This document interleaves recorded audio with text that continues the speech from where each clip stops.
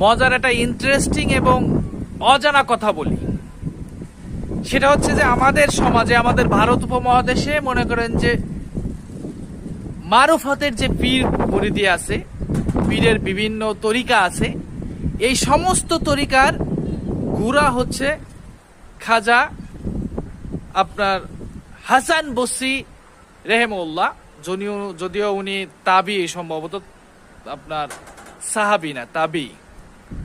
তো এই হাসান বসরি রাদিয়াল্লাহু আনহুর মারুফত শিখছে হচ্ছে আপনার আলী রাদিয়াল্লাহু আনহুর কাছ থেকে। কিন্তু ইতিহাস খুঁজে দেখা যায় যে আলী রাদিয়াল্লাহু আনহুর ইন্তেকালের সময় হাসান বসরি রাদিয়াল্লাহু আনহুর বয়স 8 থেকে 13 বছর ছিল। এখন আলী রাদিয়াল্লাহু আনহু ছিল রাষ্ট্রের প্রধান। ওনার মতো একজন গুরুত্বপূর্ণ ব্যক্তির সাথে এই 13 বছরের বাচ্চা